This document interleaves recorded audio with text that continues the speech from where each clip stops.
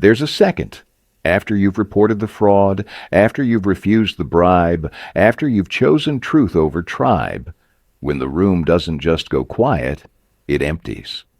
And in that silence, you realize no one is coming to back you up. Not your boss, not your family, not even your so-called friends. You are alone with your conscience. And that's when you must decide, will this break you or baptize you? For most, this moment is a collapse.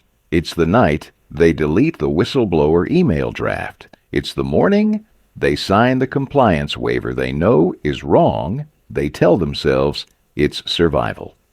But deep down, they feel the slow rot of self-betrayal.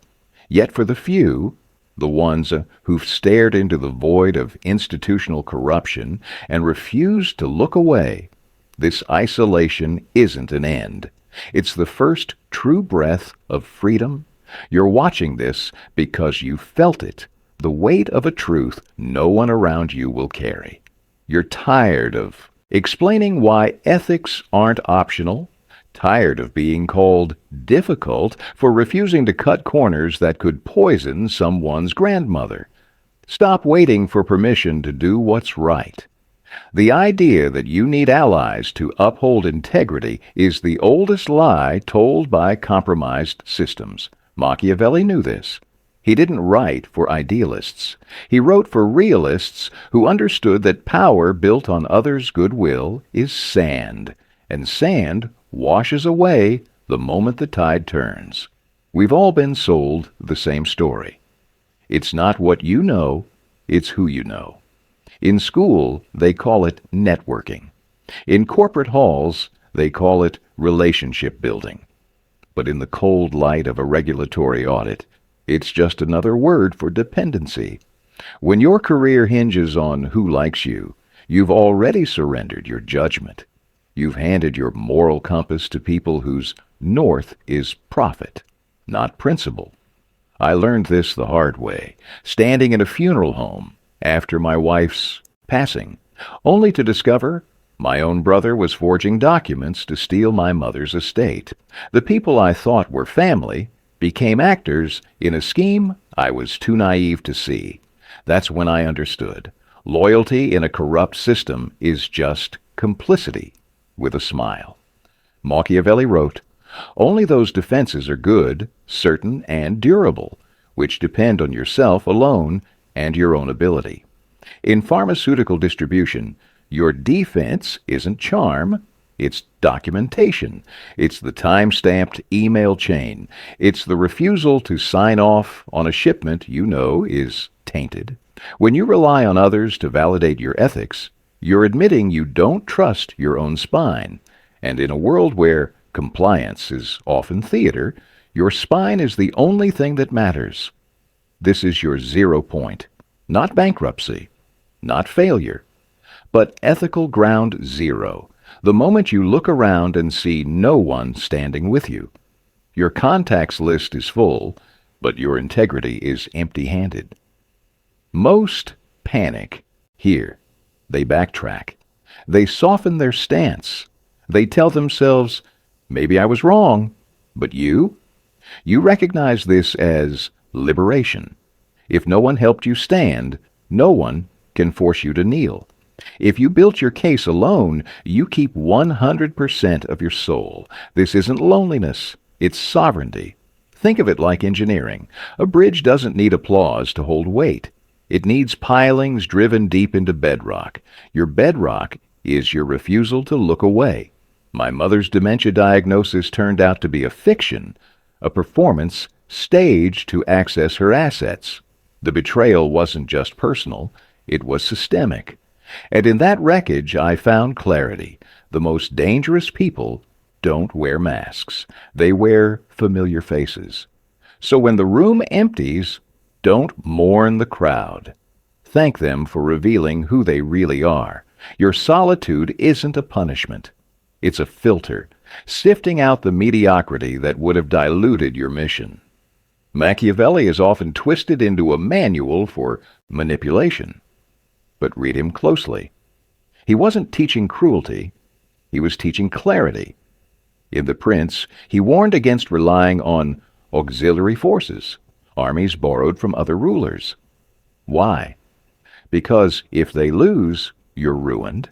If they win, you're their prisoner. Translate that to today. If your ethical stance depends on your boss's mood, your team's approval, or your family's pride, you're not leading. You're leasing your conscience. In pharma compliance, auxiliary forces are the colleagues who say, "Just sign it, we'll fix it later." They're the executives who call your vigilance paranoia. Machiavelli's prince knew that true power comes from controlling what's within your domain, your actions, your records, your silence. When I launched the Helen Harrison Elder Protection Fund, I didn't wait for a committee. I used my own license, my own savings, my own rage at seeing seniors preyed upon. That's not recklessness. That's Machiavellian realism. Build your fortress with your own hands, or don't build it at all, because when the wolves come, and they always do, you won't be begging for help. You'll be standing behind walls you built alone. This is your integrity incubator. Not a ghost phase, a crucible where truth is forged in private before it's tested in public. While others chase visibility, you build evidence.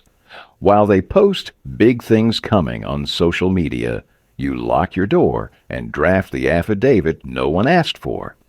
Silence isn't emptiness here. It's pressure.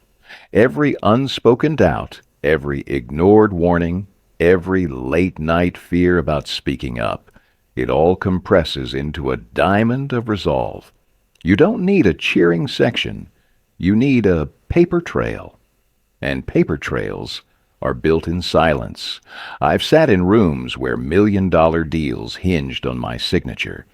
The air was thick with expectation. But I remembered Catherine's face during her final chemo session, how she trusted the system to heal her, not harm her. That memory was my protocol. So I said no, and the room emptied. Good. Let it. Your work now isn't to convince them. It's to document them, to build a case so airtight that when the investigators arrive, federal agents like Lydia Hoffman, they won't need your testimony. They'll have your receipts. Your solitude is your laboratory. In it, you become more than a compliance officer. You become an architect of accountability. This path demands fuel, and yours isn't inspiration. It's grief transformed into governance. I buried my wife 3 years ago. Cancer took her body, but the system nearly took her dignity. Delayed medications, billing errors, a pharmacy that prioritized margins over her pain. Then came my mother's betrayal, orchestrated by my own blood. That grief could have drowned me. Instead, I channeled it into policy. The Helen Harrison Fund isn't charity. It's restitution. Every senior we protect, every legal barrier we erect against financial predators, that's Catherine's legacy. That's my mother's stolen future, returned tenfold. Machiavelli spoke of virtù, not virtue as morality, but as prowess, the ability to shape fortune through will. Your virtù is turning pain into procedure. When you're alone at 2 a.m., reviewing shipping logs for discrepancies, you're not just working. You're honoring the dead. You're shielding the vulnerable. You're proving that love isn't just a feeling. It's a standard you enforce, even when no one's watching. This isn't martyrdom. It's mastery. And mastery is built in the dark. One day, you'll succeed. The numbers will shift. The regulators will act. The stolen assets will be recovered. And then, they'll return. The brother who forged documents will call you family. The boss who called you difficult will invite you to speak at conferences.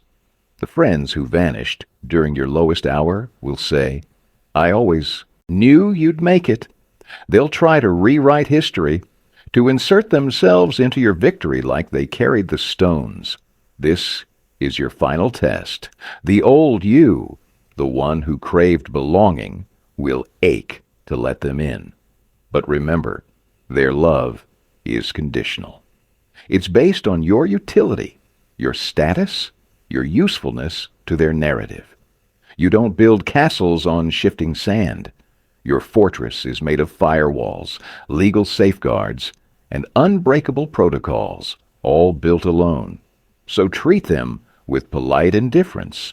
Be civil, but closed. Let them see your success, but never touch your sanctum. The only people who belong in your circle are those who stood with you in the void.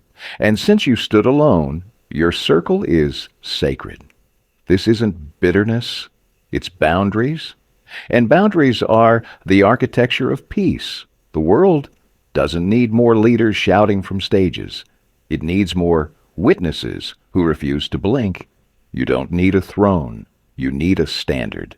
And when you hold it alone long enough, through the nights of doubt, the days of isolation, the years of meticulous, thankless work, others will see it in the dark, not because you demanded followers, but because your light is undeniable. They'll follow not out of loyalty, but necessity. Because in a world of smoke and mirrors, your integrity is the only mirror that shows the truth. So stand there, alone if you must, silent if you must, but stand. Document, protect, build. And when the history books are written, not by committees, but by those who dared to act alone, they'll say of you, "Here stood a person who chose truth over tribe, and in doing so saved us all."